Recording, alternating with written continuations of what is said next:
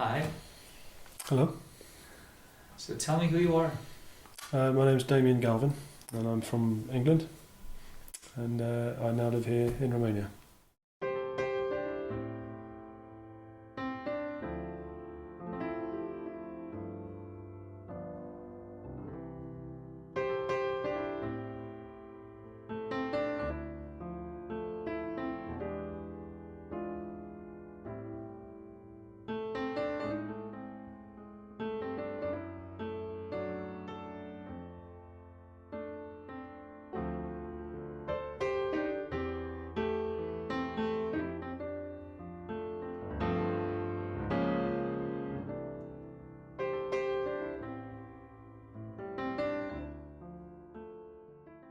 Hello and welcome to a show called Romania Through Their Eyes. The reason for this show is a seeming contradiction in behavior between two groups of people in Romania, the foreigners and the Romanians. The latter want to leave the country. They're looking for any opportunity to find a life somewhere else. The former are drawn to it. They want to visit it. They want to spend time here. And quite a few of them want to move here permanently. Why is this going on? I'm going to try and shed some light on the matter with this show. It's a series of interviews with foreigners, people who've spent a significant amount of time in the country, know it well, and want to share their thoughts with me. Hi. Hello. So tell me who you are. My name's Damian Galvin and I'm from England and I now live here in Romania. Alright. When did you come here? End of 2007, so almost 4 years ago. So why did you come here? Well, I came originally to do some charity work in 2003 with the fire service. Fell in love with the place, bought a small apartment in Bucharest with a couple of friends and kept coming back because of that, and then got more and more involved in buying investment property, and also I would come back to every year to do some more charity work with a group of friends, so get 7, 8, 9 friends together and we'd come and spend a week in various orphanages. So dual purpose really. And then over time I ended up with quite a few investment properties that were all mortgaged in the UK. So then I had to come and pretty much take care of those really. So that was the principal hook, if you like, that brought me to Romania. You mentioned that you fell in love with the place. How did that happen? Hard to say really. I mean, I've always had a great affinity for Latin culture and Latin types of culture. It's been a long-standing wish of mine to live in a Latin country. And many years ago I wrote a plan of how I wanted to spend the rest of my days, if you like. And actually what a lot of people do with their time is they just plough on. You fall into a university education, you fall into a career, you follow the career, and your life really is often dictated by the job. You get promoted here or not promoted here or there, and you follow that progression, and your life falls in around that progression. So if you get moved to X, that's your new life. And a lot of people go through life, I did certainly, by default, if you like, and I decided to just map my life out a bit and say, when I'm 65, this is how I spend my days, this is how I spend my job, this is how I spend my time with my family, and so on. So you describe how you are at that point, and then having done that, it's for the first time ever really defining your personality, and it's like an instruction manual actually for who you want to be. And then working back from that, you then say, well, if that's me in 25 years, where am I in 10 years and where am I in 5? So if that's you in 5 years, what can you do this next 12 months to make that happen? And actually, it's a very simple technique and it's really powerful, because suddenly all the noise and the dross falls away and you find yourself actually walking the path you want to walk without really trying to, because you're just following this instruction manual subconsciously. So having made a plan that said one day I would at least like to try and live in a Latin country, that was kind of in the back of my mind somewhere subconsciously. I didn't set out to come and live in Romania. I simply set out to do some charity work, something I believed in, something that was important to me. And having come to Romania, I got involved in charity work. As I said, I bought some property, and then ultimately that responsibility got too big to manage from the UK. So actually, I ended up making a rod for my own back, really. I mean, it got too heavy to manage. It's not so easy to find somebody you can depend on that can take care of your property, rent them out, renovate them, and so on. As much as anything, standards differ between Romania and the UK, and it's changing as well. It's an evolution. So the standards in 2011 are very different to the standards in 2003. So I found myself spending more and more time in Romania, and this house that we're in now is something I wanted to build. So I had it designed to my own taste, if you like. Searched 2 years for the land, and then had the house built. So again, I was spending time coming to Romania as often as possible to move that project forward. And then end of 2007, I literally threw my deck of cards up in the air and just let them land wherever they landed. And I came to Brasov in September, had a particularly good week and had a life-changing moment, if you like. Just sat in a coffee shop on my own and just reflected on life and where I was going and not going and so on, and said, actually, I should be in Brasov, not in England.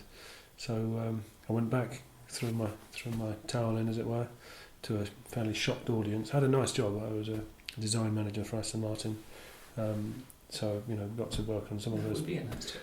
Yeah, it was absolutely fantastic. Everybody in the company wanted to be there. It wasn't a well-paid job, but everybody was there because of the passion, and there's something to be said about that, working in a place where people enjoy coming to work. There's not so many gloomy faces and so on. So it was a fantastic job. It was a struggling business when I joined, and we grew it from nothing, from a loss-making company, handful of guys, to what it is today, several thousand people, internationally acclaimed brand and so on. So it's really nice to be a part of that for 12 years. And but I'd had enough of it. And you don't get sick of that job, but it's much the same every day. It doesn't change too much. It's just more of the same. So I decided to take a sabbatical, 4-year sabbatical, to come to Romania and try my hand in real estate and property development. So I went back, threw the towel in. They very kindly said, actually, you don't need to do that. You can take time out, and if it doesn't work, come back. And so far, Nice of them. yeah, absolutely. And so far, I haven't had to go back. I've managed to hang on in there. So how many years has it been? 4 years. 4 years? Yeah. So the original 4-year term has expired, so to speak? No, this year. This year. Christmas this year. But I've got no plans to go back. So.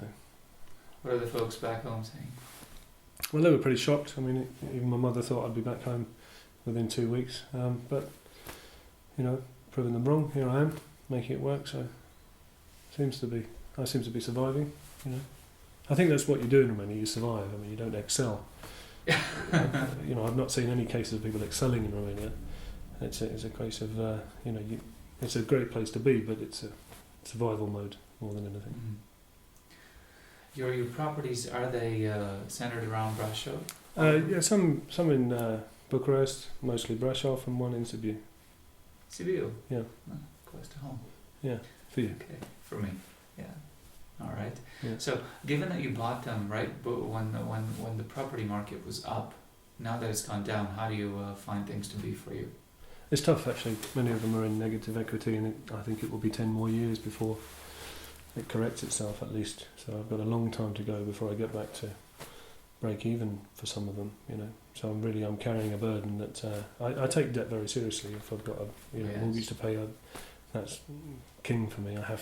That comes first. So I'm hanging on in there to everything I do really is about keeping the mortgages maintained, balanced. Yes. Yeah. So what do you think about the Romanian way of life? What do you think about Romanians? How do you find Romania to be? I like it, actually. It's a great place to be. It's very exhausting. Things that in let's say the Western world are easy to do are not easy at all here. Living in Romania is a full-time job. In the UK, if you want to pay a gas bill, you go online, 2 minutes later you can do it. I know you've got online payments here and things, but it still seems to take a morning's work to do anything at all, and even just to pay a gas bill. I mean, I manage property for other people now. That's my business now, is property management, and you can very easily lose a morning only changing the gas bill from one person's name to another, and there's no logic to it. So that really kills you. I could ring my bank now in England pretty much any time, day or night, and send you €100 as fast as that. As long as it takes to make the phone call, that's as long as it takes to do. Here, it's a world of pain to do, even the simplest thing. So in that way, if you're not isolated, you don't have people around you to help you, it can be pretty tough, because things that were previously very easy, like walking out to your car, starting it and driving off, imagine having to sign 10 forms and to go through security gates. That's almost the same kind of feeling. Simplest things can be very complex. So that takes some getting used to. Just really existing in a daily life is not the same. But in the other respects, it's a lot more relaxed here. I mean, although there are many rules in Romania, some of them are ridiculously simple to bypass. It's like having a huge gate that's locked and no fence. So you just walk around it. It's very simple. Without breaking any rules. It's just that some rules are, you can't sign this without one of these. Well, what if I do this? Oh, that's okay then. So there's no logic to that. You just step sideways and carry on. And in that sense, it's a lot more relaxed. And in the UK now, for example, the level of surveillance and so on is crazy. I mean, it's really ridiculous. So, and you can't see it when you're living there, but having been away for so long, when I go back, I see the amount of controls is just closing in and closing in and closing in. So actually, the UK is quite a hard place to live in reality. Whereas here it's a lot more relaxed. You can get away with a lot more without breaking the law. You can bend the rules here, and they're just common sense, really. I mean, there's nothing bad in bending those rules, but it's a lot more relaxed. So in that way, it's a paradox, really. Some things are much more difficult that shouldn't be, and some things are a lot more laid back that shouldn't be. So, of course, the flip side of all that relaxing, of all that relaxed attitude, is the fact that people in charge of the country are also breaking the rules. Mm-hmm. Yes. And getting away with a lot of stuff that they shouldn't be getting. True. That's very true. Yeah. So, some give and take there. Yeah, good point. So what things do you like about Romania? What things do you dislike about Romania? Let's just talk in detail about each of these topics. There's many things I like about it. One of the things that appeals to me about Romania actually is its racial purity. I know that's a contradiction in terms. There are many mixed groups of the population here, all sorts of backgrounds, but there is a sense of common ethnicity, if you like. Whereas in the UK, for example, that's pretty much washed away now. It's completely crazy. I mean, when I left, 10% of the population were Polish. I mean, that's remarkable. 1 in 10 people. I have the highest respect for Polish people. They're hard-working, generally very honest, make good workers. I mean, they're very welcome in the UK, and most people would agree with that, generally speaking. But that's still, you can still have too much of anything, really. And what the UK for me feels like now, it's like being on a railway platform. There's just all these different people from different walks of life, and they're all going their own way. You've got no reason to integrate with them or mix with them. They're just there, going home. They're staying on the train station, the same as you.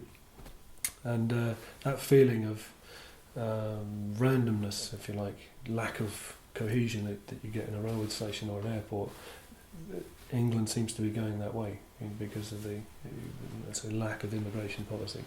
So for me, it's lost its direction. It's certainly lost its core religion. It's lost its sense of identity. It's just become a train carriage full of people.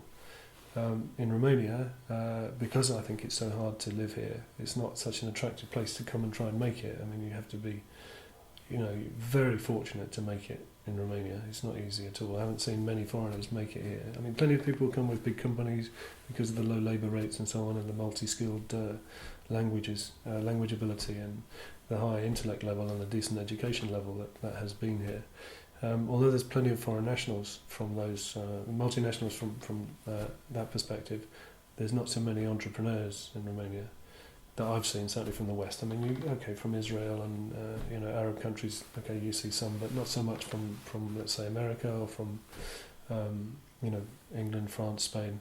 You get missionaries, of course, from America, but not entrepreneurial types coming to make it. But as I say, the racial purity for me appeals to me. I think there's a lesson to be learned there. It's okay to be racist is the wrong word, but it's okay to stick together with your own clan, as it were, to a point, and still be welcoming and friendly to other nations, but actually keep your identity. And that's something Romania's still got, its identity. We don't have that in the UK anymore. For me, I'm sure many of my friends would kill me for saying that, but I feel that's a fact. and people are blind to it, so nobody stands up, and anybody that does stand up to it is deemed racist, and I know John Cleese actually stood up for this recently. Did he? And said just about the same thing, and he was branded a racist. Yeah. I don't think that was his intent at all. No. I'm not racist. I mean, I've got, it's a cliche, but It's I've got nothing many to do friends with from colour. It has to do with identity. national identity. Yeah, exactly, and that's what's missing. I've got many friends from all around the world that live in England, great friends of mine. In fact, probably my closest friends are not English in the true sense, but that doesn't detract from the fact that the identity's gone, literally gone, and you can't, you can't criticise, you can't comment, even not criticise, that's the wrong word, but you can't comment on previously, a certain thing you might have dismissed it or had a point of view about it and say, I don't agree with this or that. Now, if you say that, you're committing an offence. I mean, it's insane, really. So here we've got old-fashioned values: men are men, women are women, and actually that's quite pleasant. Women are very feminine, men are very masculine. So in that sense, there's that, and many others. Family values are still important here. Marriage is still an important institution in Romania. So there's many things like that will change, sadly, but they haven't yet. So that's a nice thing. And equally, strangely, the level of integrity of some people here is very high, remarkably. I met some real tricksters in Romania. I lent a large amount of money to the daughter of a priest and the mother. And a week later, 2 weeks later, they completely flatly denied I gave them the money. And not only that, when a friend of mine rang to say, hang on, let me talk to them, they said, not only did Damian not lend us money, but we lent him money. And so we'd like that money back, please. And it was a large amount, enough to buy a car. It was a serious piece of money. You didn't do it at a notary public? No, I didn't. I did it. Exactly. But no, I had a witness, I had a bank manager witness to the fact that I'd mentioned I'd lent this person the money. And, it was a mother and daughter. I say daughter, the girl's 30-something. She's not a kid at all. And then I met an Israeli guy a year later. Exactly the same thing happened to him. So, it's a trend of hers. But having said that, I could show you 50 people that I consider to be incredibly honest. Remarkable, actually. I know on one extreme, one end of the spectrum, you've got people that are completely dishonest and you can't trust them as far as you can see them. But at the other extreme end, there are people with incredible levels of integrity that I've been very surprised with, actually. And I've frequently lent my ATM card to, members of my team. There's many opportunities for them to misuse that, and 4 years they never have done. And also, I'm dealing with a lot of other people's money. People will give me money and say, here's, buy me a sofa, buy me a chair, buy me this, buy me that. And, my team execute that command, if you like. And, again, there's never been a single case of even one red cent going missing, which I'm pretty impressed with, really. So, there is a factor in there that you attract a certain kind of people, like yourself. You tend to have that kind of people around you. Of course, you get your fingers burned. I've been burned a few times, but not by my own immediate team. So, I've also got a sense of things. I think you get a sixth sense for things. You can, certainly I do. And I've been able to steer clear, generally speaking, of that. And usually if something feels wrong, then it is wrong. And I'm a great believer in that. And follow your instinct, follow your gut instinct. As I say, that's been a great surprise and a pleasant surprise that I can operate like that. And just relax without being stressed about it. It doesn't take much. Unfortunately, it doesn't take much acid to spoil a barrel of water. You only need a few drops, and so somebody doing this or that has an effect on everybody. It casts a bad impression, and of course the general view of Romanians outside Romania is that it's a corrupt place and that everybody's dishonest. Again, it's because it's all they've got to grasp. No one reports good news; they report bad news, and they're the stories they carry. And who wants to hear that Turkey's full of honest people, or Spain is full of good, not good-looking people, but I don't know, good musicians? No one really cares. But if you tell a bad story, it carries, and it's has a lot more amplification and resonance. So that's my experience. There are plenty of bad people here, but proportionally, there's a lot more good people. And if you can somehow stay in that groove, then then you should be okay. No, I've been very fortunate. I've got a very good team around me, and I've got a fairly decent recruitment process that I use to select people, and that helps a lot. So yeah, I haven't found any shortages of good people. It's very hard to keep them, because good people are so good they can actually do anything. So if they can do anything, why are they here still when they can go off and do other great things? And that's happened. A few of my team have gone on to do great things, and my existing team will also go on to do great things. It's a fact of life. I have to live with that, But no, it's I'm impressed with the people I've got around me, it's a great pleasure to work in an environment with smart, intelligent, honest people. Who wouldn't want that immediately around you? So, yeah, Good. So yeah, one interesting story, which I think sums up Romania very well. I bumped into a barrister from the UK in his 70s. Had the letters QC at the end of his name, and that's the ultimate accolade in the legal profession in Britain. So I mean, he was hugely accomplished as a person. Early 70s, and his wife was a Shakespearean actress. And they had apartments and properties all around various places in Europe, in France, in England, and Turkey. And they were driving from London to Istanbul to buy another property, and they stopped in Romania, to quote the guy, just to buy fuel.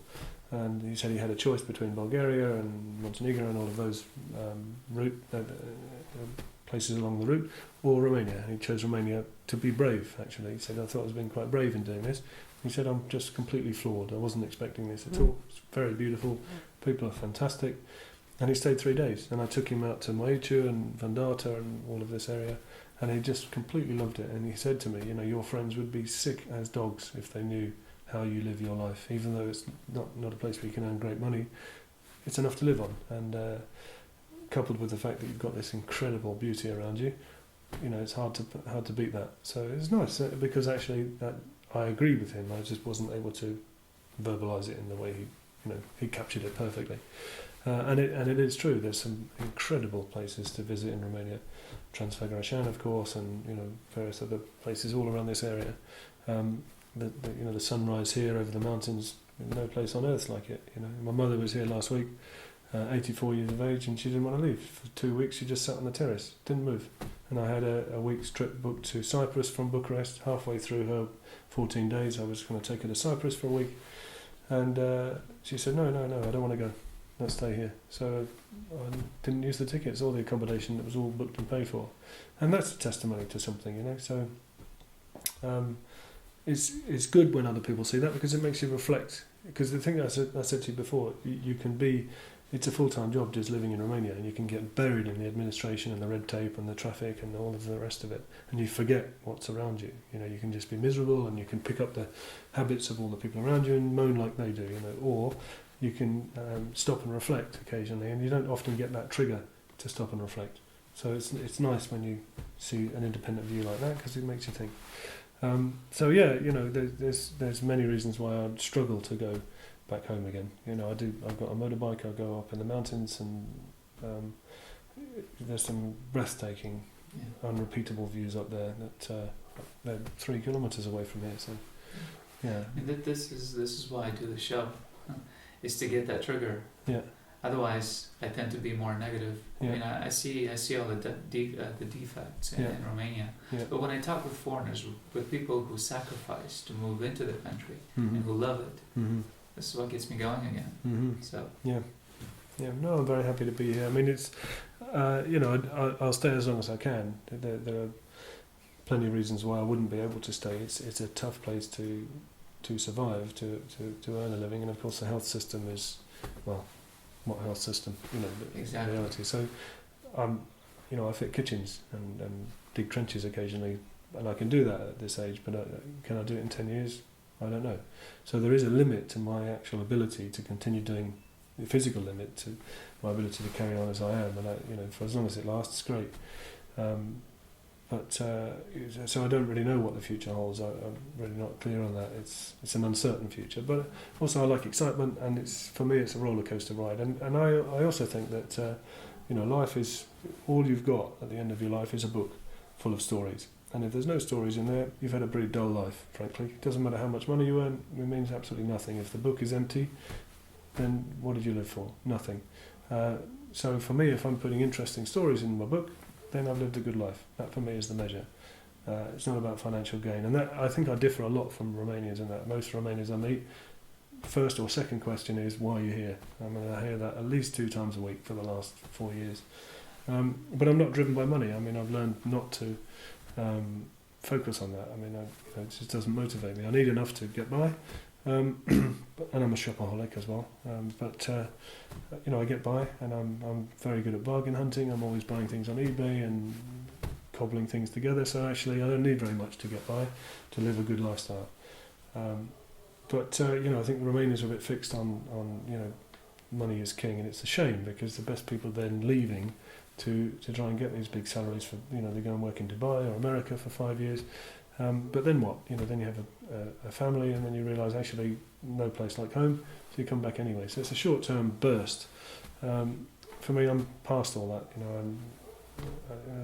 I've got enough to live on, and that's all I need. So I'm either very wise or very stupid. Either side of the midpoint. I'm not sure which, but it feels like the right thing to do. And as I say, as long as it lasts, then I'll give it a go. All right. So, are there any things that displease you or you dislike? The thing that my biggest bugbear in Romania, with no exceptions, and there should be an imprisonable offence, is this Romanian disease of people having thermopan fitted, double glazing fitted, and leaving the transit tape on forever. And it just goes yellow. Yes. If I had a window company, I would just put, for idiots that don't understand this, please peel me off. Just so there's no ambiguity about it, because people leave it on. Oh well, when I paint, it'll be easy to. Well, actually, no, it won't, because it bakes with the sunlight, and then you can't get it off. And when you do eventually get it off, it's a different colour to the rest of the window. I mean, it's always easy to moan. You can moan about anything. You can moan about a sunny day being too sunny. But trying to be constructive about it. The things that I think that frustrate me in Romania are the system itself. The financial system and the administrative system for entrepreneurs is not designed to support you. It's designed to pretty much suppress you and control you. And one of the things that England is very good at, it's a nation of shopkeepers, they used to say. And what that means really is it's a nation of triers, a nation of entrepreneurs, and the system is built around that. You get startups, you get periods of low tax and low rent and so on. The whole system is geared to get people on their feet, and then from then they start taxing you. But at least at that point you're on your feet. In Romania, that's not the case. In my opinion, everybody lives in fear of a visit from the fisc. I know people that have been massively fined, hugely fined, enough to buy a car for missing a signature off a factura. I mean, that's people are more. I know people that are more scared about writing a factura than anything else. They won't write the factura only because they don't want to get it wrong. Not that they don't care about paying the tax. They're happy to pay the tax because ultimately they're charging the client, the TVA anyway. But they're just afraid of getting involved in actually drafting creating a paper trail really. And for example, in my business in renovation and construction, if I install a kitchen, for example, for somebody, or worse, renovate somebody's place, I'm supposed to keep a full inventory of all the materials. If I buy 40 litres of paint, I have to declare I've got 40 litres, so I use 16 on yours. That has to appear somewhere on the factura and on the deviz. And also a deviz, basically, for non-Romanian speakers, is an accurate quotation of the work I intend to do for you. And actually, in reality, if the end result differs from the original deviz, I can get fined for that. It doesn't match, which is crazy, because actually the reality of construction, as you work, you uncover things. You need to do more work, and you have a more local agreement. And the owner says, okay, fine, knock that wall down. I wasn't expecting to, but do what you need to do to finish that job. Under the Romanian system, I can be fined for doing that because it doesn't match my original quote. So I have to write a new quote. And when you're up to your elbows in plaster and cement, the last thing you want to do is type up a new deviz. And if you forget, which is very easy to do, you're exposed to this fine system. And I don't blame the inspectors per se. They're paid and measured by their performance, but they're like British traffic wardens, and they're out to find errors. And of course, I could find errors in what you did yesterday. It wouldn't be difficult. Just go through it carefully. There's errors in everybody's work in some way. It's how you interpret that. Was it malicious, or was it is it a genuine accident? Is it serious? Is it can we overlook it? But the system here feels set up to catch people out like that. So you don't make that mistake twice, and that's why I don't even buy materials. I'd just say to the owner, buy your own materials, and I'll fit them for you, and I'll just charge you an opera. So that frustrates me, and also the system of accountancy. Of course, we use the French system in Romania, which for me is very complicated. Again, it's not set up. It's all about double checking and so on. It's not set up to be supportive. And I feel that Romanian accountants don't support growth at all. They purely conform to the rules. They're more concerned about falling foul of the law than actually supporting the business. And in the UK, for example, certainly your accountant will ring you up and say, you need to go and buy some new shoes, you need to buy a new laptop, you've got too much profit, you're just going to lose this in tax unless you go and buy something else. So, be constructive, change the furniture, whatever. It's designed to help you optimise. Tax efficiency is not a crime, it's not a criminal offence. I mean, it's just being correct. Tax isn't there just to take everything you've got. It's designed to take a proportion of, for the system's sake, a proportion of your earnings. That's it. But your earnings are your earnings, and an accountant is there to optimise your earnings, nothing else. In Romania, it's not the case. They never advise you, and I've had 4 accountants in 4 years, but they never call you up. And even when I ask them, "Can I do this?" "Oh, you can't do that." Definitely not. I've tried to put flight tickets in, and I go to England once a month to keep my affairs in order there. And my accountant said, "You can't book the flight." "Why not?" "Well, because you've got no reason to go to England. You need to have minutes of a meeting or some kind of documentation that you had a reason to go there." That's just absurd. That's like 14th century thinking. So for me, I see accountants in Romania as bookkeepers, not as accountants, which is, I think it's a missing opportunity. And, if that could be somehow reversed and entrepreneurialism somehow stimulated and not crushed at source, and people don't live in fear of a knock from the door. England's full of coffee shops at the side of the road, caravans selling hamburgers and hot dogs. You couldn't dream of doing that in Romania, only because of the controls. And yet the opportunities for that and the work it would generate, the revenue it would generate, is significant, So I feel that's a big missed opportunity. Just selling ice creams at the side of the road. People are quite happy to spend the money to buy ice creams if the view is nice. But the bureaucracy and red tape here stops you doing it. So for me, that's a missed opportunity for the country, really, because it gets money moving, gets money shifting around, and that everybody benefits from that, of course, from the tax and from the revenue itself. So I think there's some way to go there before the country helps itself. And equally in tourism, exactly the same thing. It's tourism in Romania is laughable. It's you come out of the airport in Vanessa, and it feels like the back alley to a Southampton truck port. It's just, there's no signs at all. You have no idea where you go. You come out into this, open space. There's just a few crappy benches there, and then suddenly there's half a dozen taxis with no meters working and no prices on the doors. And I frequently, probably shouldn't say this on camera, but I frequently park in IKEA because it's 300 meters away. It's so close I can read the opening signs from the runway. And one cabbie asked me to pay him €50 to take him for 300 metres. And what is that per kilometre? 150, 170 euros per kilometre. I mean, even in Monte Carlo in a limousine you wouldn't pay that kind of money to travel a kilometre. So that's unregulated. There's no help. The buses are on the other side of the road. There's no timetables. Conversely, I was in Paris recently, and I flew in from Bucharest. There's an airport way outside town. It's an hour's drive outside. But the bus station actually had the flight times in the bus station. So you say, if you're on the 5 o'clock flight, you need to be leaving here at 2:15. I mean, it's such a simple thing to do. You just print it out every few days. In Romania, there's not even flight timetables in the airport. Never mind in a bus station an hour away. I talk about Vinyasa. They've got these TV screens that are burned out. So that's a massive opportunity, really, that's missed, because I've shown easily 300 people in Romania, around Romania in the last 8 years at least, and they've all loved it. Everybody, nobody's had a bad word to say about it if they're handled. And you can't just say, that's where you land. get a taxi or train to there and enjoy yourself. You need to do more than that. You need to help them a bit and just help them on the way. And maybe I'd get a friend to meet them, or I'd lend them my apartment or something. But I'd in some way make it smooth, and I'd say, eat in this restaurant, talk to this person, get a mobile SIM card from here. And with that small amount of help, they've had a fantastic experience in Romania. And I think once you've been to Romania once, you get hooked, and it does get under your skin. You can't shake it. But the majority of people hate Bucharest with a passion, because there's no signs, there's nothing. It's the only capital in Europe with no tourist information in it. I mean, how can you have a country with 26 million people and the capital's got no help or advice for tourists?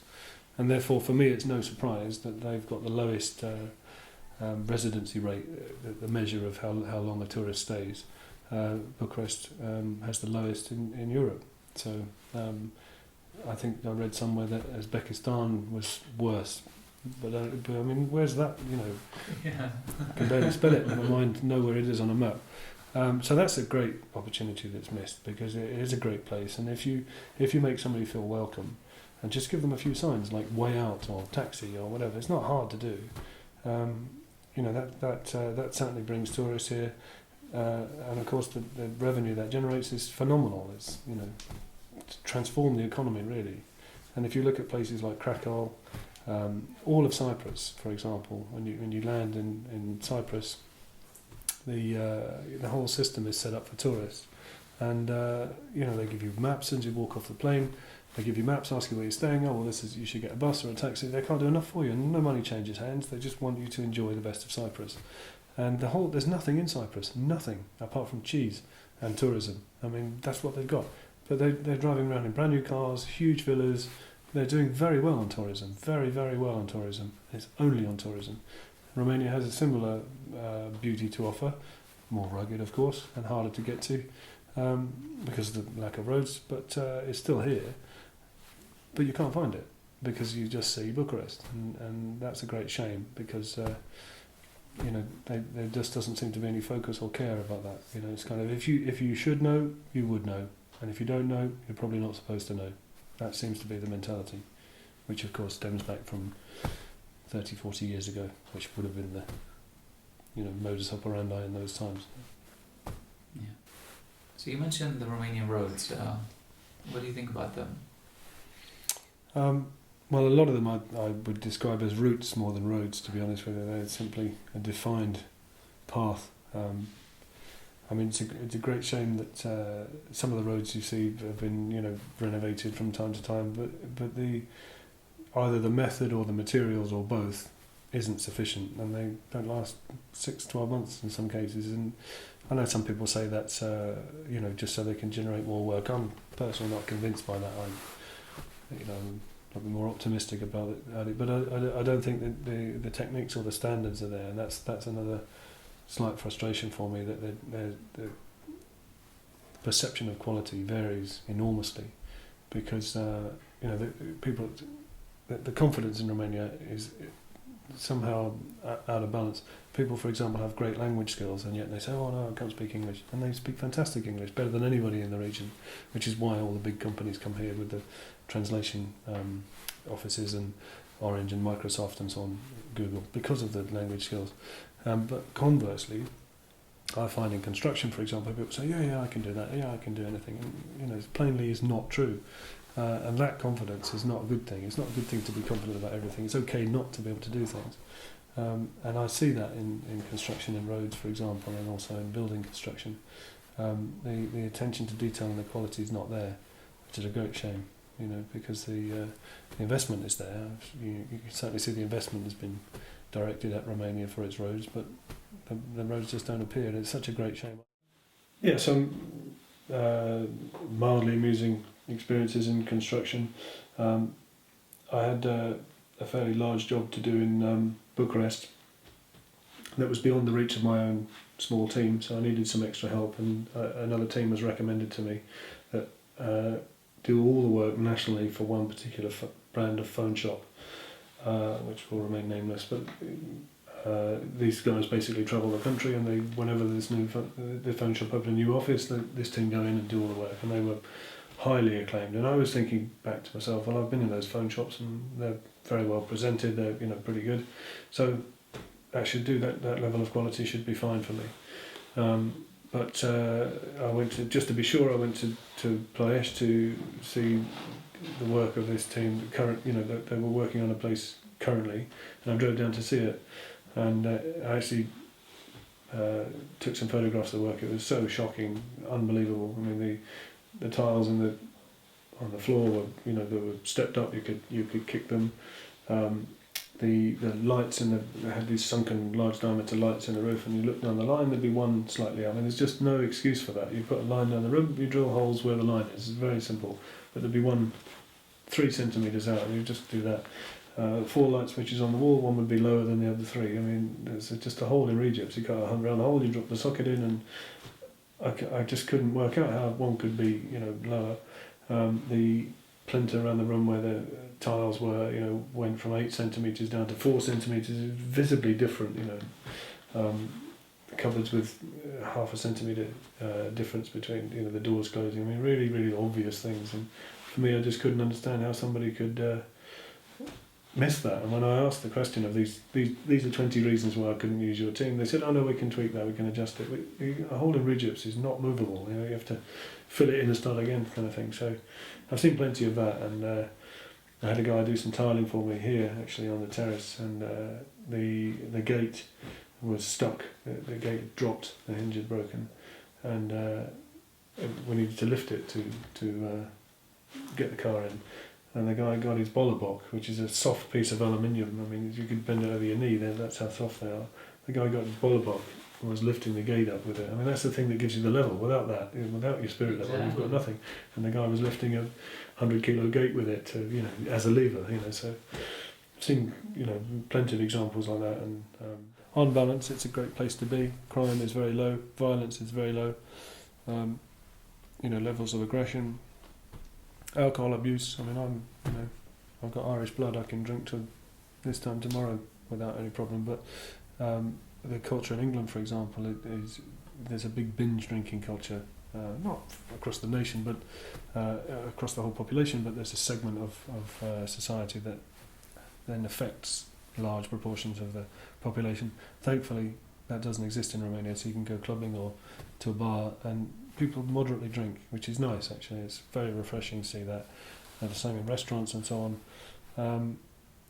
And also respect seems high here. You can walk through town with your girlfriend or your wife at any hour of the day or night, pretty much 2-3 in the morning, 2-3 in the afternoon, and you won't have any problems. But how have things gotten so bad in England? I mean, it used to be a quiet country, it used to be a quiet, civilized country, or is that just the impression I had from the novels? I don't know. I'm really not sure where it started. I mean, I noticed some change in attitudes in the 70s, where, when I first started going to school, if you stepped out of line, you'd get the cane or the slipper or whatever, and there was an element of, fear and respect that children had, an or else mentality. Now, for example, if a teacher says anything, their job is on the line. The children have got all these very powerful rights, and so it's swung the other way now. So it's more of a, kids go to school now and they're treated more like the teacher's more of a consultant. They sit and have a conversation as if it was between 2 adults. That's the way it appears to me anyway. And you can't prosecute kids carry knives and things. Kids, I mean, I'm talking 15, 16, that's a pretty big kid. That's a few months later they're a man, or a woman. But they're beyond prosecution, they're beyond reach, and the police do their best, but they have got very limited powers. So all the best they can do is go and see the parents. The parents sometimes don't care. Only certain segments of society, clearly not the whole of society, but it's a significant proportion, and it affects everybody on that. So there's many things like that. It's a peaceful place, not in the driving, strangely enough. I mean, the driving here, if you drove like that in England, you for certain would get into a fight at the next set of traffic lights. No question about that. Somebody would come up, open your car door and pull you out of the car, definitely. For, half the things I've seen would get you dragged out of a car for it. But, so because of that, people don't drive like that. They know you just can't overtake someone when you've got stationary traffic and force your way in. You just wouldn't dare risk that in England because of what it would bring. And the same in states, somebody would pull a gun on you potentially in some states. If you, I've seen that happen. So in that way, the driving is calmer, but because it's calmer because of the violence that would follow if they did drive like that. Here, the violence doesn't exist, so people are a lot more audacious and cheeky in the things they do for in their driving style. So, but that generally you can be more relaxed, which is a nice thing. Would you like to share any interesting stories from your experience in Romania? Yeah, I've got one or two interesting stories. The first week I moved here in end of 2007, a friend of mine came from England, a good friend of mine. He's a very respectable, actually an ex carpentry teacher, very straight up and down type, no nonsense type of guy. And anyway, we moved here, and then I took him down to Bucharest to fly back to England. Anyway, so I actually decided as a last minute thing, unplanned, that I'd also go back to England with him for New Year's Eve. This was something like 29th of December or something, so I said I'll just have one more New Year in England, then I'll come back again on the 3rd. So, as I say, last minute plan, I went down with him, and we left. I didn't really know how long it would take because of the snow, so we went down at, 10, 11 o'clock at night, got to Băneasa 12, 1 o'clock, and Peter, my friend, went into the airport, checked in. We had no luggage, just only as we were. But I didn't want to sit in Băneasa until 6 in the morning till the flight, so I went into Bucharest and did my usual thing of going to salsa club and spend a few hours there rather than sitting in a small circular room with 4 chairs between however many people.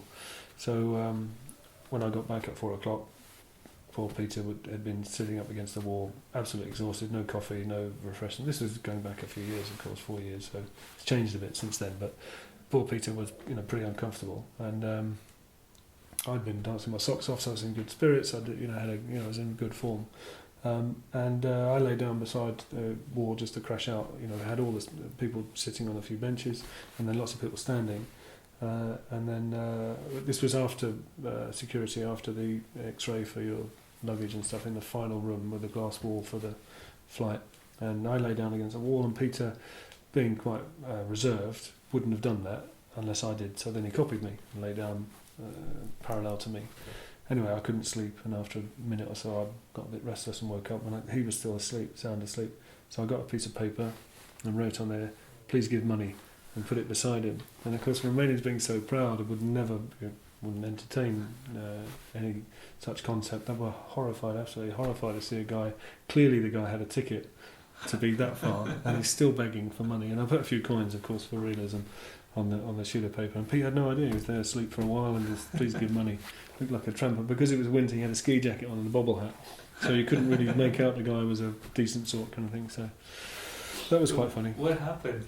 Did he get some money? No, I rang him. No. People just, they gave him such evil looks. They were completely disgusted. He made about 300 enemies that night, and then I just rang him, and his phone went off in his arm pocket. Took his phone out, looked around. All these people were staring at him. Saw this piece of paper, and was understandably pretty upset with me. So it had to be done. That's what friends are for, really, stitching your friends up. So good. And the only other story that jumps out for me that was, let's say, interesting or challenging. I drove to the top of the Transfăgărașan. I've got a Land Rover, and I've had it 3 years. It's been off the road for pretty much 2 years and 10 months. It never works for one reason or another. But one of the first times it broke down, I drove to the top of Transfăgărașan, pulled into a car park just beside, almost at the top, 100, 200 metres short of the top. Pulled in there to make some phone calls. Went to get the car started, transmission wouldn't work, it was completely, nothing happened. It was an automatic, but it wouldn't work at all. So I got 6 students were camping there, I got them to help, 5 Hungarian guys in a car, 11 of them pushed this car. It wasn't far, it was only 50 metres off the road, but it was quite rocky. So it took all of those guys to get it back onto the road. And I rang a tow company from Brasov and said, please come and get me. And they said, well, we can, but not up there. We've only got the same as you, we've got a Nissan Patrol, and it's the same weight as your car and a trailer, so we can't. There's no way we can put you on the back of that because we won't have any brakes coming down. So if you get to the bottom, we'll meet you. So I came down 26 kilometres in neutral. The engine ran, no problems. I had steering and brakes, but no no transmission, so I literally couldn't accelerate. And luckily, it was a downhill for the whole 26 kilometres. There's a few flats, but they're quite short, and the hills either side of them are enough to keep the car So going. you couldn't use any engine braking whatsoever? Nothing at all. Did your No. brakes overheat? No, I drove it very gently. I mean, I'm a reasonably experienced driver anyway from my previous life, but Well, of course, I keep forgetting. yeah. So yeah, it was quite a challenge to come down 26 kilometres in neutral. That was novel, and in fact, the same thing again happened to me in Kilmarnock. I was going between Ploiești and Sinai. I took the shortcut over the mountains, and I was 20 miles or so, or 30 odd kilometres from the nearest gas station, and I ran out of fuel. And I was able to. I had a small amount left, like a tiny. If I went on the corner, the engine would cut out. So, and I literally drove the car in neutral, and I worked out actually if you put the car in gear, when you're going downhill, everything works. You get power steering, you get brakes, engine braking. It works just as if you have fuel, but you're not. But the engine's turned off, so you're not actually using any fuel. So it's a great tip that actually you can drive just like a normal, fully working car, with all the braking as well. Just by running it in gear. So I managed to get across the mountain range doing that and using the fuel to get up a few, but luckily it was down all the way, and again that was 30 something kilometres, and I probably had fuel for a third of it, and I managed to get to Kilmarnock, get some fuel and get to Brasov. Hairy moment. So yeah, there you go. You know, my nickname for Kilmarnock is Almarnik, which in Romania means just terrible. Yeah. It's so long. Yeah. No, I always hate going through Kilmarnock because that's where that mother and daughter live that ripped me off. So I have a very different, very cold feeling when I drive through there, full of anxiety. So there you go. I've got. I mentioned my Land Rover. I bought a number plate for it that would look partly Romanian and at the same time have my company initials on it. And plates in England are expensive. I mean, in Romania you pay just 30-40 euros for a private plate. In England the cheapest is 500 or 600 euros. And I managed to get one that read B16, Bucharest 16, WMP, which is my initials for my business.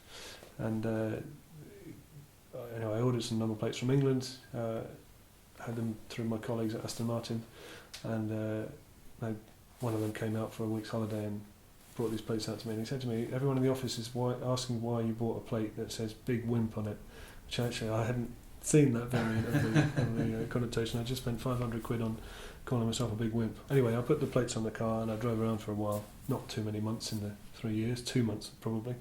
And one time I drove through Bucharest. I was working in Bucharest, and I drove through Unirii, absolutely packed solid, 5 o'clock in the evening, almost gridlocked, and I saw this policeman double take when he saw my Land Rover, and ran after me through the crowds, through the traffic, and I ignored him. I just kept going, because invariably my paperwork is somewhere where I can't remember. So sometimes it's with me, sometimes it's not. So I didn't want to get stopped if I could avoid it. So I just kept going, kept moving. And I could have very easily stopped, but the guy was running through the traffic, waving at me, and I just pretended, didn't see it, and thought nothing of it. The next morning, I drove back through traffic the other way through Unirii, and I was going down Boulevard Unirii and in traffic, and this police Dacia van thing went the other way against traffic, cut across the grass to pull me over, ordered me off the road, and the guy spoke very good English and said, this is like 10:30 in the morning. And the guy said, we've been waiting here since first thing this morning for you to pass through here. This car is illegal, it doesn't exist, it's got fake number plates on it. And because it had a Bucharest 16 plate on it, that matched somebody in Parliament. It was actually a Dacia, believe it or not. But the number plate belonged to a minister in the Parliament, so they'd said this can't exist, and I said no, it's just an English number plate, it just happens to be the same. It can't be, you can't have B16. English number plates are 1 digit longer, and I explained that actually they're not, they're typically 7 digits, but you can get them with 2 digits actually, and everything in between. Anyway, they escorted me to the headquarters behind the shopping centre in Unirii. I was there for hours while they rang the British DVLA to check it all out and so on, and they were sure it was not a genuine car, so there we go. It was that was an interesting way to spend the morning, not knowing if the car was going to be impounded. And one other slightly amusing story, many years ago when I first used to bring the teams out to do the charity work, we worked in a place called Saselea, my house of course, in Prejme. And we worked pretty hard. I mean, we worked from 8 in the morning till 8 at night, or 6 at night, 7 at night. And we were tiling and mixing cement and stuff like that, girls and guys as well. There were women on the team fitting regips on the ceiling, did a great job as well. So that everybody felt like they deserved to be here, let's say. They worked pretty hard. And we went to this club in Brasov, and we got to the front of the queue, and there were 8, 9 of us or so. And the bouncer said, "Sorry, your name's not on the list, you can't come in," kind of thing, which is fair enough. You know, they had their own door policy, and we didn't meet the requirements. Okay, so you move on. But one of the girls wasn't happy about that. She felt quite indignant that, you know, we've been working bloody hard all day long, let us in. And she pushed her way to the front of the queue and she said, "We're from Casamia." And the guy misunderstood her, thinking she was the boss's wife. You know, this is her club. And the guy said, "Oh, I'm really sorry, madam, follow me." And so it led all 9 of us into this club. And as you walk in, I was somewhere near the middle or the back, so I only vaguely heard, but I just twigged what she'd said to him. She basically said, "This is my club, let me in." And the guy was fearful of his job, said, "Oh, really sorry, come in." So he led her in there, and as they all followed him like a sheep, he was taking us all to the VIP area. So you go in the door and up the stairs, and I said to the girl at the front, "He thinks you're the boss's wife, don't follow him, you need to turn off left or right, but don't follow him because he's going to take you straight to the boss, and the boss is going to very quickly say, 'Who the hell are you?'" So as we got in, we just all burst into different directions, and I saw this bouncer walk up 3 or 4 steps and then look round, nobody was there, and he was searching for us everywhere. Where have the people gone? He realised he'd been duped, so he was pretty upset with us. So, an amusing episode, but we got in without paying, and we got in, so it's a double bonus, really. It's quite amusing. What, if any, advice do you have for compatriots who want to visit Romania? For Englishmen Do wanting to come it, here? definitely. Don't be put off by Bucharest, don't be put off by the... I mean, one of the things I often say to people, in the UK, if you see run-down buildings, broken windows, graffiti, normally comes with crime. They're usually linked. So typically, reasonable, decent people don't go to areas where you see that, because you just wouldn't mix with that environment. Here, there's no connection between that. A run-down area does not signify crime and you know, lack of cultural respect and, you know, breakdown in society at all. So you shouldn't be put off by that, which most people are. They see Bucharest and think, well, you know, if I transpose that back to England, those places that look that bad are totally no-go areas. That's not the case here. They're still very safe.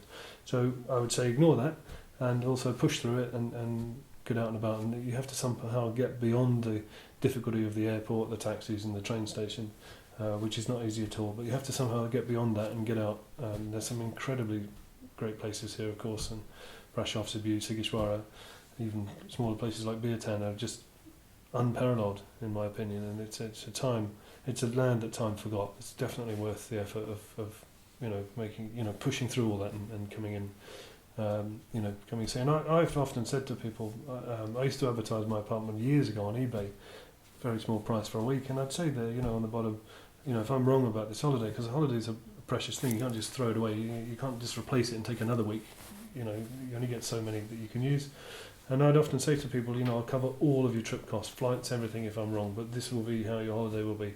And everybody, I used to have feedback against my name, my old username on eBay, and everybody said the same thing, great place, everybody should visit Romania. And it's true, it's definitely true. So, you know, that would be my advice.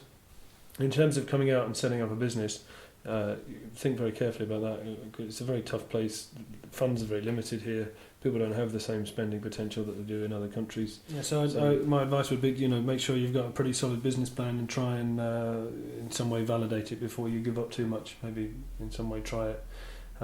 Partnerships you have to be very careful with, of course. My experience, the good people, you know, the people with integrity, the capable people in Romania are already very busy anyway. So it's very hard to entice them into a partnership and so on.